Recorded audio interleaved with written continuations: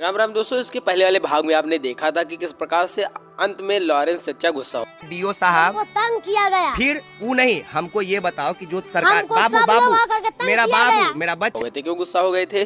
क्योंकि हम सब जानते हैं कि जो इलेक्ट्रॉन है उसकी खोज जे थॉमसन ने ही की थी, लेकिन फिर भी जो इलेक्ट्रॉन कण है उसको इलेक्ट्रॉन नाम लॉरेंस ने दिया था। क्योंकि इन्होंने जब खोज की जे थॉमसन ने, तो इन्होंने क्या किया कि एक गैस को लिया जो कि निम्न दाब पर लिया और उच्च विभव पर उसका विद्युत विसर्जन किया, जिससे एक आदर्श किरण निकली कैथोड से, और उस कैथोड से निकलने वाले आदर्श किरणों को इन्होंने कैथोड किरण नाम दे दिया, और वही आगे चल करके इलेक्ट्रॉन कहलाई। यानी कि वो जो किरण जो कण निकला हुआ था वही कण आगे जा करके लॉरेंस ने उस कणों का नाम इलेक्ट्रॉन रखा। यानी कि खोज तो जे थॉमसन ने की, लेकिन नाम जो रखा वो नाम लॉरेंस ने रखा कि ये कण जो है इसका नाम इलेक्ट्रॉन है। और पहले वाले भाग में हमने इसकी विशेषताएं भी बात कर ली थी कि क्या क्या विशेषताएं, सब बात हमने कर ली थी।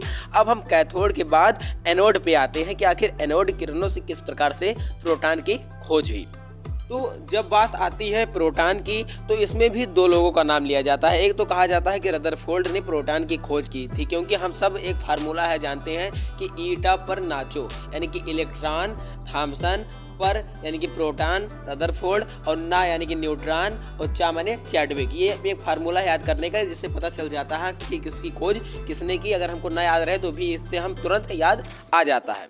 तो इस प्रकार से प्रोटॉन की खोज जो है वो रदरफोर्ड ने की थी। लेकिन फिर भी जिस प्रकार से कैथोड किरण से इलेक्ट्रॉन की खोज हुई, और उसको जो ये प्रक्रिया थी, जो ये खोज था, वो जे थॉमसन ने जिस प्रकार से किया था, इसी प्रकार से एक वैज्ञानिक थे जिनका नाम था गोल्डस्टीन, जिन्होंने क्या किया था कि एक एनोड किरण को उन्होंने देखा था। तो उन्होंने क्या किया, उन्होंने एक प्रयोग किया। प्रयोग में उन्होंने क्या किया कि एक छिद्रित कैथोड वाली विसर्जन नली का उन्होंने प्रयोग किया, और उच्च विभव यानी कि 10,000 वोल्ट का विभव ले लिया, और निम्न दाब पर उन्होंने विद्युत विसर्जन किया, और उससे उन्होंने देखा कि कैथोड के पीछे लाल रंग की चमक होती है।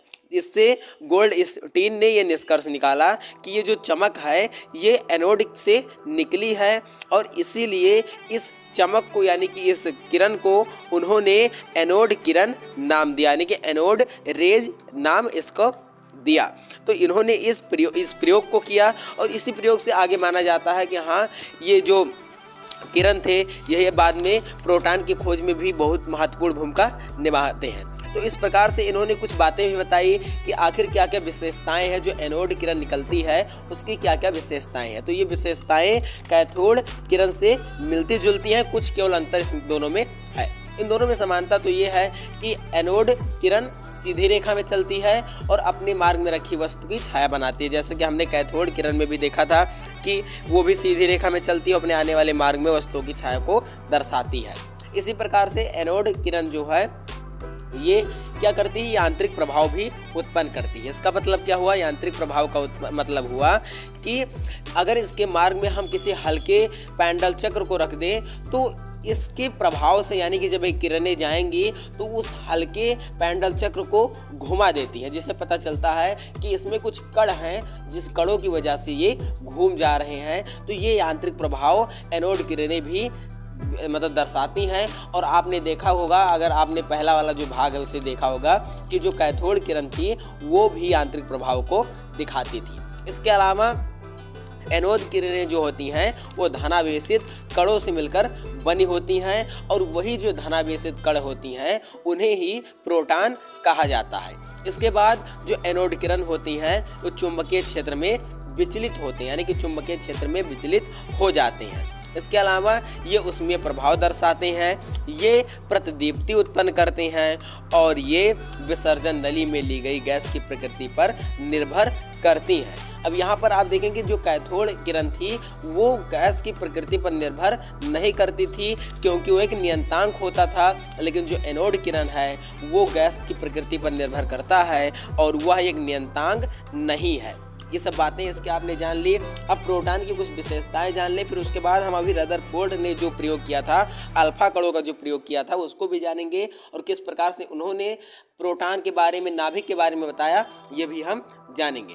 तो अब इन्होंने जो प्रोटॉन की विशेषताएं इससे निकलती हैं, यानी कि जो ये थे गोल्डस्टीन जो थे, इन्होंने जो प्रयोग किए उसके हिसाब से जो विशेषताएं पाई गई प्रोटॉन की, वो विशेषताएं ऐसी हैं कि जो जितने भी परमाणु होते हैं, सभी परमाणु में यानी कि सभी तत्व के परमाणुओं में जो धनावेशित कण होता है वही प्रोटॉन होता है, जो ऋणावेशित कण होता है वो इलेक्ट्रॉन होता है, और जो धनावेशित कण होता है वो प्रोटॉन होता है। और प्रोटॉन का द्रव्यमान कितना होता है, तो प्रोटॉन का द्रव्यमान 1.67 × 10⁻24 ग्राम होता है, जो कि जो इलेक्ट्रॉन का द्रव्यमान है, क्योंकि इलेक्ट्रॉन का द्रव्यमान जब आपने देखा था तो आपने देखा था कि इलेक्ट्रॉन का द्रव्यमान 9.1 × 10⁻28 होता है, और वही प्रोटॉन का जो द्रव्यमान होता है वो 1.67 × 10⁻24 होता है। तो ये जो इलेक्ट्रॉन के द्रव्यमान का 1840 गुना होता है, यानी कि जो प्रोटॉन का द्रव्यमान होता है वो इलेक्ट्रॉन के द्रव्यमान का 1840 गुना होता है। और प्रोटॉन का जो आपेक्षिक द्रव्यमान होता है वो 1 AMU होता है। AMU का मतलब क्या हुआ, AMU का मतलब हुआ एटॉमिक मास यूनिट, यानी कि एटॉमिक माने परमाणुए जो द्रव्यमान इकाई है ये, यानी कि परमाणु द्रव्यमान इकाई, ये इसका जो आपेक्षिक द्रव्यमान होता है। इसके बाद प्रोटॉन पर अगर हम आवेश की बात करें तो प्रोटॉन पर आवेश प्लस में होता है 1.6 ×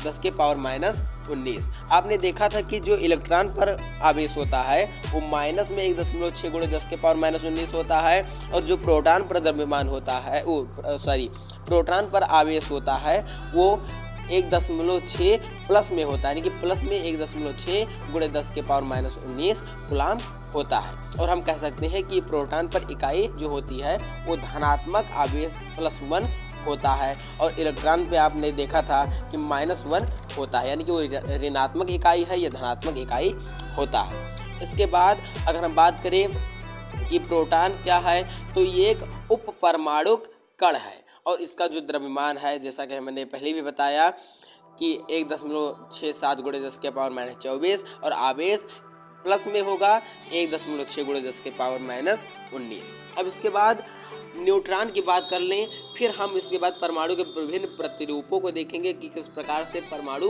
बना हुआ है। तो अगर हम न्यूट्रॉन की बात करें तो जो न्यूट्रॉन होता है इसकी खोज, जैसा कि मैंने पहले ही कहा कि ईटा पर नाचो, यानी कि न्यूट्रॉन चा माने चैडविक, यानी कि न्यूट्रॉन की खोज किसने की, तो माना जाता है कि न्यूट्रॉन की खोज चैडविक ने की। जेम्स चैडविक जो वैज्ञानिक थे उन्होंने 1932 में एक क्या लिया, एक बेरिलियम जो है उसका पतरा लिया। अब पतला यानी कि थिन और पतरा यानी कि फाइल, जैसे आपने सबने सुना होगा कि पतरा छाया हुआ है, तो पतरा का मतलब होता है एक पतला जो शेप का होता है। तो इन्होंने एक पतला यानी कि थिन फाइल लिया और उस पर क्या किया, और किस धातु का लिया या किस तत्व का लिया, तो बेरिलियम का लिया। और बेरिलियम के पतले पतरे पर इन्होंने क्या किया, एक अल्फा कणों से आघात किया। तो इन्होंने देखा कि कुछ किरणें हैं जो एक नए प्रकार के कणों से बनी थी। तो इनके अध्ययन से ज्ञात हुआ कि जो कणों का द्रव्यमान होता है वो प्रोटॉन के द्रव्यमान के बराबर था, परंतु इन पर कोई आवेश नहीं था। इनके प्रयोग से क्या पता चला, इनके प्रयोग से पता चला कि जो नए प्रकार के कण हैं जिनकी खोज इन्होंने की, उन कणों का जो द्रव्यमान है वो प्रोटॉन के द्रव्यमान के बराबर है, लेकिन इस पर कोई भी आवेश नहीं है, यानी कि ना तो धनात्मक है ना ही ऋणात्मक है। तो इसीलिए इन कणों को इन्होंने क्या नाम दिया, उन्होंने कहा कि कण जो है ये न धनात्मक है ना ऋणात्मक है। तो इसका मतलब हुआ ये विद्युत उदासीन है, और उदासीन शब्द को अंग्रेजी में कहते हैं न्यूट्रल। तो न्यूट्रल शब्द से बना न्यूट्रॉन। तो इस प्रकार से न्यूट्रॉन की खोज हुई। अब इसकी विशेषताएं अगर हम बात करें तो आप सब जानते हैं, मैंने पहले भी बताया कि न्यूट्रॉन पर कोई भी आवेश नहीं होता, यानी कि धनात्मक या ऋणात्मक नहीं होती। और इसका जो द्रव्यमान होता है वो प्रोटॉन के बराबर होता है, यानी कि 1.67 × 10⁻24 ग्राम इसका द्रव्यमान होता है। और ये पाया कहाँ पे जाता है, तो ये परमाणु के नाभिक में पाया जाता है, क्योंकि परमाणु के चारों तरफ तो इलेक्ट्रॉन चक्कर लगाते हैं और नाभिक में न्यूट्रॉन और प्रोटॉन होते हैं। अब इसके बाद हम परमाणु के विभिन्न प्रतिरूपों को जानेंगे, यानी कि परमाणु के विभिन्न प्रतिरूप कौन से हैं, किस प्रकार से परमाणु बना हुआ है। जब परमाणु के अंदर के भागों की खोज हो गई तो फिर वैज्ञानिकों की नज़र गई और उन्होंने सोचना शुरू किया कि आखिर परमाणु बना किस प्रकार से होगा, क्योंकि परमाणु को किसी ने अभी तक देखा होगा नहीं है कि किस प्रकार से परमाणु होता है, या किसी ने भी अभी तक इलेक्ट्रॉन, प्रोटॉन, न्यूट्रॉन इसे देखा नहीं है। लोगों की कल्पनाएं हैं, खोजों के द्वारा पता चली है कि हाँ इस प्रकार से ये होता होगा, लेकिन किसी ने अभी माइक्रोस्कोप से भी इलेक्ट्रॉन, प्रोटॉन को देखा नहीं है। एक एनिमेशन की तरह बना दिया गया है, जैसे एनिमेशन में बना देते हैं कि इस प्रकार से घूमता होगा। तो ये सब वैज्ञानिकों के जो उन्होंने सोचा, अपनी सोच के हिसाब से बना दिया कि हर चीज़ ऐसा होगा, क्योंकि पहले भी आपने देखा था कणाद से लेकर के और जो डाल्टन थे वहाँ तक सभी वैज्ञानिकों का कहना था, और कई सारे जो विद्वान थे सब कहते थे कि प्रत्येक जो पदार्थ है वो परमाणुओं से बना हुआ है। तो लोगों के मन में विचार आने लगा, लोग सोचने लगे कि अगर प्रत्येक पदार्थ जो है परमाणुओं से बना है तो आखिर परमाणु किससे बना हुआ है। तो इसीलिए परमाणु की धीरे धीरे अंदर की खोज होने लगी। लोगों ने कई प्रयोग किए, जैसा कि आपने पहले भी देखा, एनोड किरणों का प्रयोग हुआ, कैथोड किरणों का प्रयोग हुआ, अल्फा कणों से आघात किया गया। तो इस प्रकार से कई सारे खोजों के बाद लोग, यानी कि जो वैज्ञानिक थे, उन्होंने अपने खोजों से ये बातें बताई कि हाँ इस प्रकार से परमाणु के अंदर भी मूल कण होते हैं और कई सारे कण होते हैं। इसके बाद जब ये सब बात पता चला तो लोगों के मन में ये भी विचार आने लगा, अगर ऐसा है तो फिर परमाणु जो है वो बना किस प्रकार से होगा, यानी कि उसकी स्थिति कैसे होगी, कहाँ पे प्रोटॉन होगा, कहाँ पे न्यूट्रॉन होगा, कहाँ पे इलेक्ट्रॉन होगा, किस स्थान पर क्या मौजूद होगा। तो इसके अलग अलग वैज्ञानिकों ने अपने अलग अलग विचार दिए। तो इस प्रकार से हम आपको कई सारे विचार वैज्ञानिकों के बताएंगे जो कि हमारे सिलेबस में दिया हुआ है। तो सबसे पहले हम थॉमसन का बताएं। थॉमसन जो थे, जैसा कि पहले भी आपने नाम सुन लिया है, थॉमसन वही व्यक्ति हैं जो कि इलेक्ट्रॉन की खोज किए थे। और उन्होंने क्या किया, इलेक्ट्रॉन की खोज तो उन्होंने की ही, इलेक्ट्रॉन की खोज उन्होंने की 1897 में, और इलेक्ट्रॉन की खोज के बाद यानी कि 1898 में उन्होंने एक परमाणु का प्रतिरूप प्रस्तुत किया, यानी कि एक थ्योरी प्रस्तुत की कि किस प्रकार से परमाणु बना होगा। तो उन्होंने क्या बताया, उनकी जो थ्योरी थी वो तरबूजे से मिलती जुलती थी, कि जिस प्रकार से तरबूजे के अंदर बीज होता है उसी प्रकार से परमाणु के अंदर इलेक्ट्रॉन धसे होते हैं। ये उनका कहना था, उनका विचार था कि जिस प्रकार से आप देखते होंगे कि तरबूजा है, तरबूजे में हर जगह पे बिया होता है, आप किसी भी भाग को देखें बिया होता है वहाँ पे। तो उसी प्रकार से क्या है कि हम जो परमाणु है उस परमाणु में भी पूरा धनावेशित परमाणु है, जिस प्रकार से आप देखते होंगे गूदा होता है जैसे तरबूजे का लाल लाल, उसी प्रकार से समझ लीजिए कि तरबूजे के जो लाल भाग होता है उसी प्रकार से पूरा जो परमाणु होता है वो धनावेशित होता है। और उसमें जिस प्रकार से तरबूज के अंदर बीज होता है, काले काले बीज होते हैं, उसी प्रकार से इनका मानना था कि जो इलेक्ट्रॉन होता है वो हर जगह पे धंसा होता है, यानी कि धनावेशों से बना एक गोला है परमाणु। उस गोले में इलेक्ट्रॉन यानी कि जो ऋणावेशित कण है वो जगह जगह पर समान रूप से धंसे रहते हैं, ये इनका कहना था। लेकिन इनका जो ये थ्योरी था वो ज़्यादा दिन तक चल नहीं पाया, क्योंकि 1911 में आ गए रदरफोर्ड।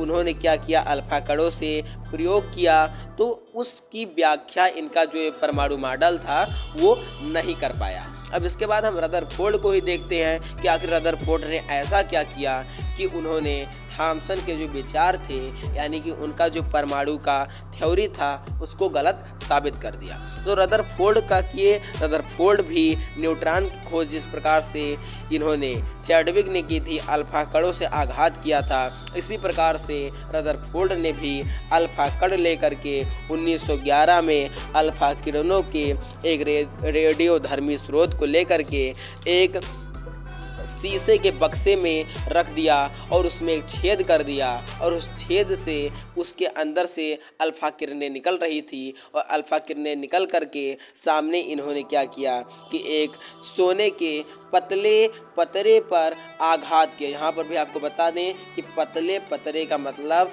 थिन फॉइल है, कंफ्यूज मत हो जाए कि पतला है कि पतरा है, तो इसलिए पतले के मतलब थिन और फॉइल यानी कि पतरा। तो इन्होंने एक सोने का पतला पतरा लिया और उस पर अल्फा किरणों से क्या किया, आघात किया। तो आघात करने से क्या हुआ, आघात करने से इन्होंने देखा कि ज़्यादातर जो अल्फा कण हैं वो परमाणु से सीधे निकल गए। अब आप कहेंगे उन्होंने तो सोने का पतला पतरा लिया था, तो वहाँ पे परमाणु कैसे आ गया। तो आपको पहले हमने बताया कि कई सारे वैज्ञानिकों ने बता दिया था उस समय तक कि जो प्रत्येक पदार्थ है वो परमाणुओं से बना हुआ है। तो आखिर जो सोने का इन्होंने पतरा लिया है वो भी तो परमाणु से ही बना होगा।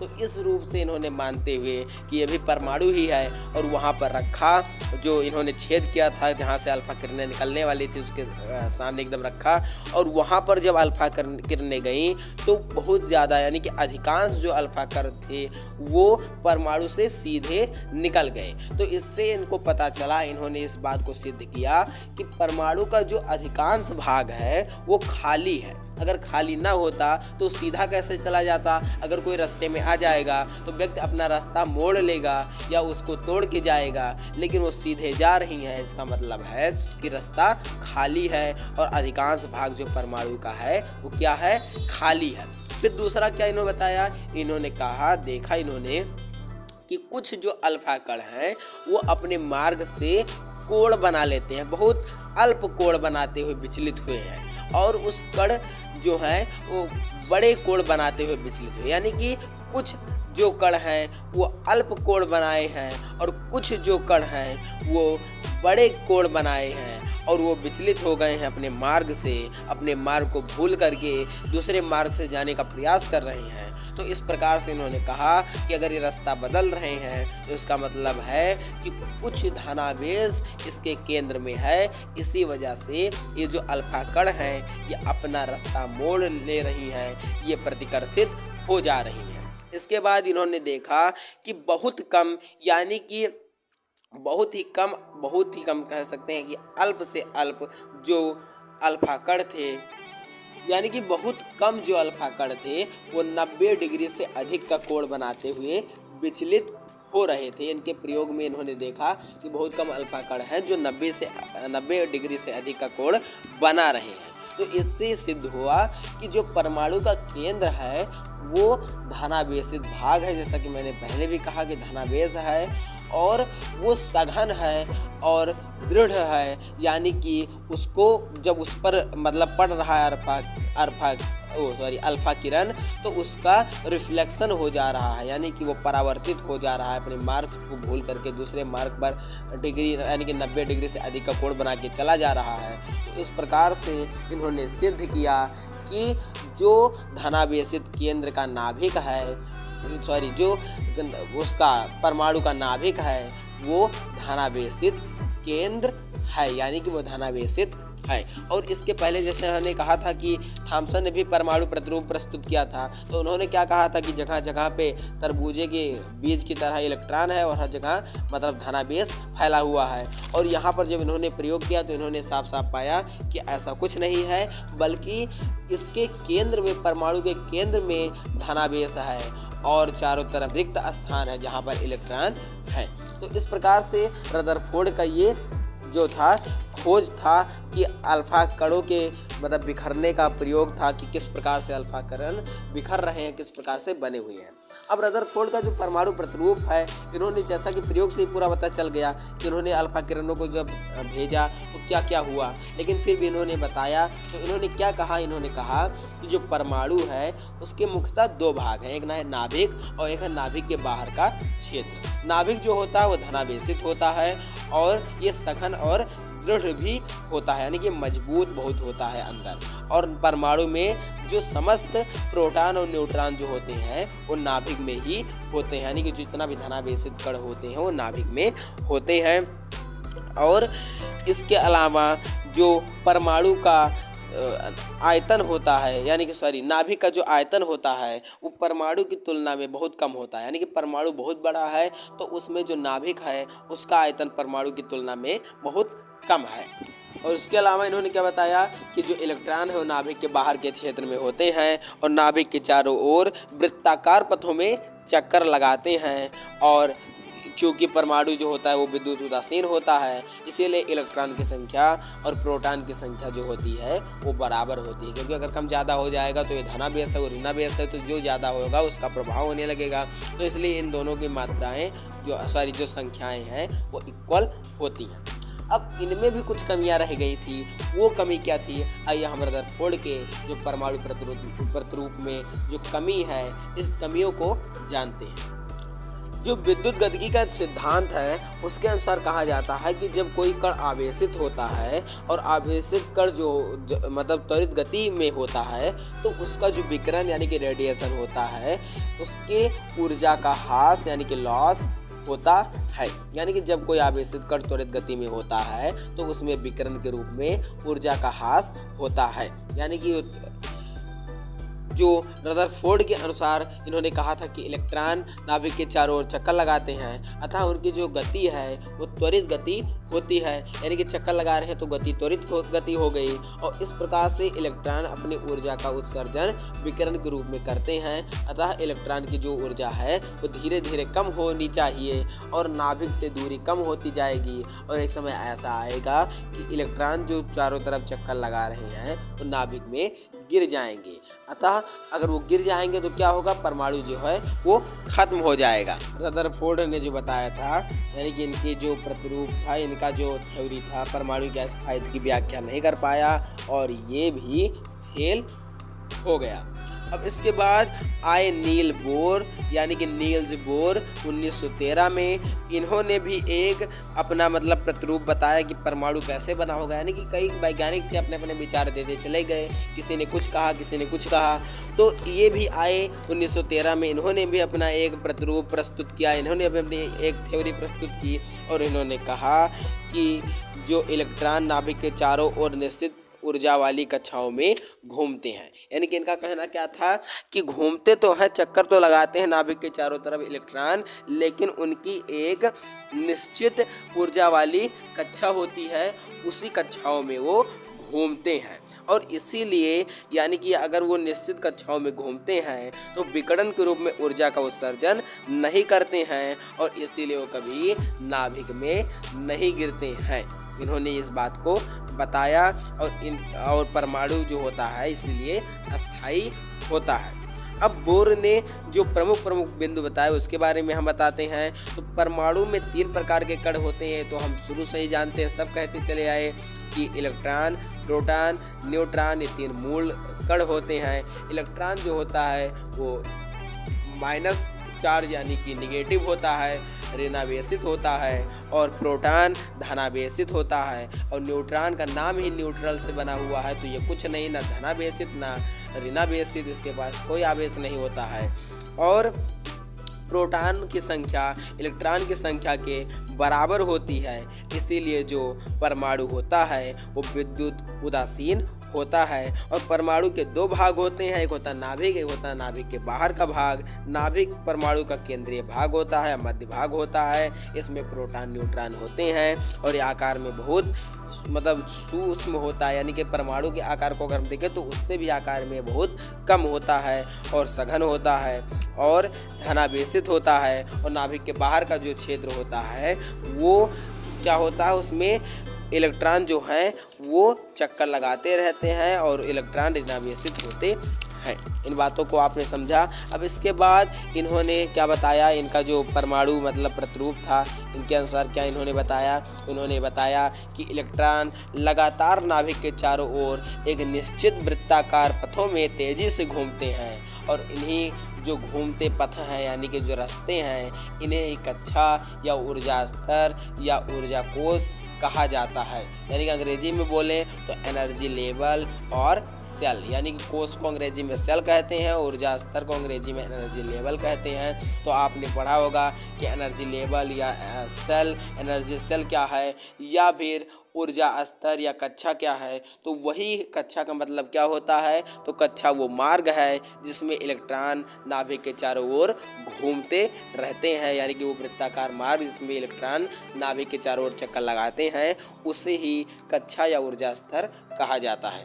इसके बाद अगर हम बात करें कि प्रत्येक ऊर्जा स्तर की निश्चित ऊर्जा होती है, जो कि बोर साहब ने हम लोगों को बताया। उन्होंने क्या कहा कि जो नाभिक के सबसे पास वाला कोष होता है, यानी कि कोष का मतलब हो गया कि सेल, या हम उसे ही कक्षा ऑर्बिट भी कह दें, जो पास वाला सबसे होता है मतलब नाभिक के, वह सबसे कम ऊर्जा वाला होता है, और जो सबसे दूर होता है वो सबसे अधिक ऊर्जा होती है उसके पास। इसके बाद उन्होंने क्या बताया, उन्होंने कहा कि जब तक इलेक्ट्रॉन अपने कक्षा में घूमते हैं उनकी ऊर्जा में कोई परिवर्तन नहीं होता है, यानी कि वो अपने कक्षा में हैं, उनमें कोई परिवर्तन नहीं होगा। अगर वो अपने कक्षा को चेंज करेंगे तब परिवर्तन उसमें होगा। और इलेक्ट्रॉन की इस अवस्था को ही आद्य अवस्था कहते हैं, यानी कि अपने जो अवस्था है, जिस स्थिति में है, जिस कक्षा में उसी में रहें तो उसे आद्य अवस्था कहते हैं। और ऊर्जा के मान में परिवर्तन तभी होगा जब वे अपने कक्षा से कूद के दूसरे कक्षा में प्रवेश करेंगे, तो उसमें जो उनकी ऊर्जा है उसमें अंतर आ जाएगा।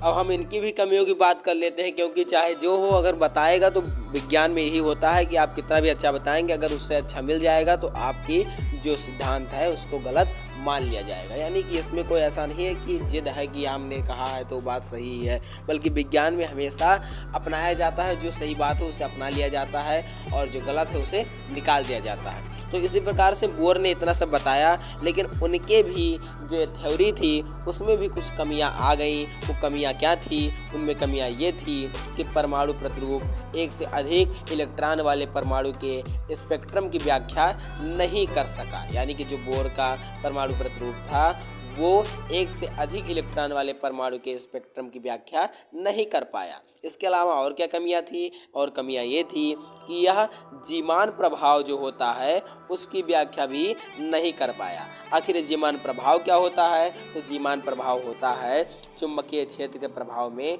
स्पेक्ट्रम किरणों का विभक्त हो जाना, यानी कि जब चुंबकीय क्षेत्र में कोई स्पेक्ट्रम किरण आती हैं तो विभक्त हो जाती हैं। क्यों हो जाती हैं? यही जीमान इफेक्ट कहलाता है। और इनका जो परमाणु प्रतिरूप था, यानी परमाणु की इनकी जो थ्योरी थी, मॉडल था, वो इसकी व्याख्या नहीं कर पाया। इसके अलावा क्या हुआ? इसके अलावा इनके जो परमाणु मतलब था, यानी कि जो इनका प्रतिरूप था, परमाणु प्रतिरूप, ये इलेक्ट्रॉन द्रव्य कण होते हैं। इन्होंने कहा था, इन्होंने क्या बताया था? इन्होंने कहा कि जो इलेक्ट्रॉन होते हैं वो द्रव्य कण होते हैं।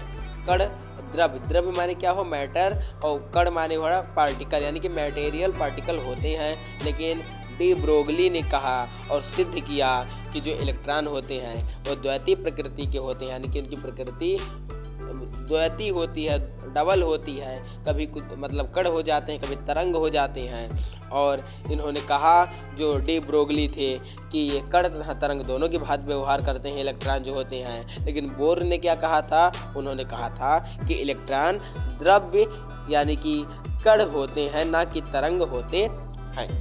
अब ये इनकी कमियां हो गई। अब कमियां अच्छाइयां बहुत हुई। अब हम जानते हैं कि परमाणु क्रमांक क्या होता है, द्रव्यमान क्या होता है, समस्थानिक क्या होता है। तो इन सब के बारे में हम जानेंगे अगले भाग में। तो इतना देखने के लिए धन्यवाद।